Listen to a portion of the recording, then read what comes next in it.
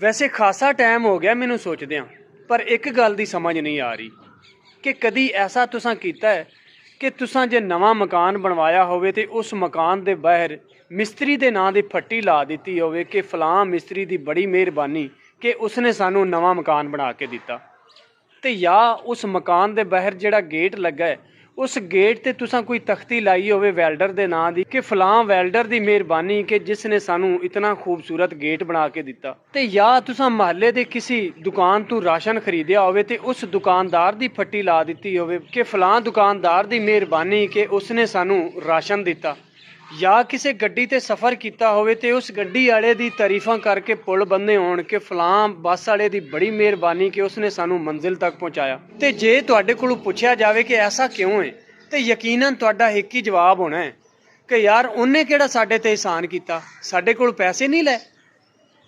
तो फिर साडी उस वक्त अकल क्यों जवाब दे जाती है कि जदों साडे इलाके दी कोई सोलंग नाली इलाके दा MP MNA पक्की करवा देवे ते असी ओहदे नां दे क्यों बैनर ते तख्तियां ला दिंदे आ कि यार उस बंदे दी बड़ी मेहरबानी कि उसने साडे इलाके दी गली पक्की कराती। साडे टैक्स दे पैसे दे नाल ओहदे बच्चे बाहर मुल्कां दे विच याशी करदे ने। उस मुल्क दी की हालत होनी कि जिस मुल्क दे सूई गैस दे MD दी तनख्वाह 80 लाख होवे ते उस दे शहरियां नूं सुबह नाश्ते दे टाइम ते सूई गैस मुहैया ना होवे।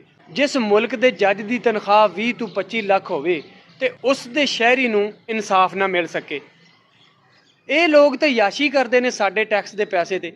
इन्हां दे मूँह दे नवाले डिगे हुए साडे तक पहुँचते हैं जेड़े असीं चुक के खा लैंदे आ ते बड़ा फखर महसूस करने आ। साडी ते मिसाल उस मिरासी वाली होगी जिवें एक मिरासी चौधरी साहब नाल जा रहा सी ते चौधरी साहब ना मूंगफली खा रहे सन। 2-4 कदम चुके ते चौधरी साहब को एक दाना मूंगफली दा थल्ले गिर गया। और मिरासी ने चुक के खा लिया। 2-4 कदम होर चले ते एक होर दाना उहदे कोल गिर गया ते मिरासी ने वह भी चुक के खा लिया। ते चौधरी साहब कहंदे ने पुत्तर साडे नाल रवेंगा ते ऐश करेंगा।